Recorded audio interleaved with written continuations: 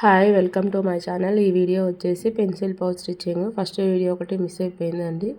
First foam sheet main cloth లోపల non oven కుట్టేసుకున్న తర్వాతకి ఒక సైడ్ జిప్ అటాచ్ చేసేసుకొని రెండో సైడ్ కూడా జిప్ అటాచ్ చేసేసుకొని రన్నర్ ఎక్కించుకోవాలి. దాని తర్వాత సెంటర్ పాయింట్కి మార్కింగ్ చేసుకొని వీడియోలో చూపిస్తున్న విధంగా జిప్ని సగానికి పెట్టి అది కదలకుండా ఒక పిన్ పెట్టేసి వీడియోలో చూపిస్తున్న విధంగా 4 మూలలు 1 ఇంచుతో ఎడ్జెస్ని కట్ చేసుకోవాలి. వీడియోలో చూపిస్తున్న విధంగా కటింగ్ చేసేసుకోవాలి. 4 సైడ్స్ ఈక్వల్గా కట్ చేసుకోవాలి. దాని తర్వాత హ్యాండిల్ రెడీ చేసుకున్నాం కదండి, అది వచ్చేసి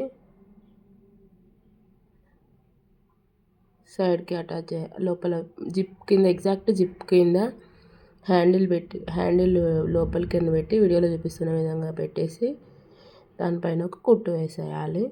అది కదలకుండా ఉండడానికి డబల్ స్టిచ్ వేసేసి దానిపైనుంచి పోగులు పోకుండా ఉండడం కోసమని పైన ఒక క్లాత్ అటాచ్ చేస్తున్నా లైనింగ్ లాగా.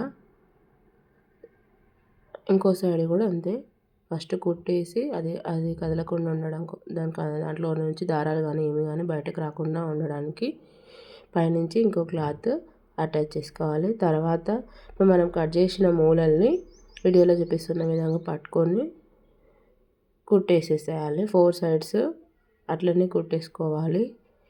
ఆ కుట్టిన దాని మీద కూడా దారాలు బయటకి రాకుండా క్లాత్తో మళ్ళీ వేసుకోవాలి.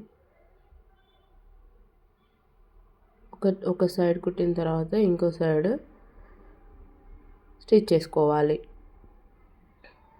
ఈ క్లాత్ వచ్చేసి దాని మీద లైనింగ్ లాగా వేయడం కోసం కట్ చేసుకుంటున్నా. ఇది వచ్చేసి పెన్సిల్ పౌచ్. పిల్లలకి బాక్సులకు బదులు పెన్సిల్ బాక్సులకు బదులు పౌచ్ అన్నట్టు.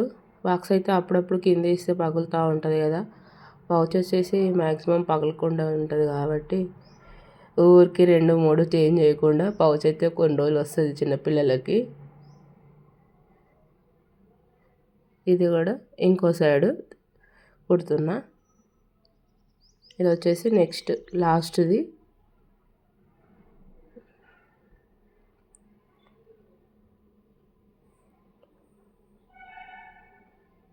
అవుట్పుట్ అయితే ఇప్పుడు ఇలా వస్తుంది. దాన్ని రిటర్న్ చేసుకొని చూసుకుంటే పౌచ్ వచ్చేసి అట్లా ఉంటుంది. నేనైతే 2 పౌచులు స్టిచ్చింగ్ చేసిన అండి. పౌచ్లు ఎట్లా ఉన్నాయో కామెంట్ చేయండి. Thanks for watching this video. Please subscribe my channel. Pencil పట్టి కూడా చూపిస్తున్నాను చూడండి. ఈజీగా పెన్సిల్ స్కేలు అవన్నీ ఈజీగా పడతాయండి పిల్లలకి. Thanks for watching this video.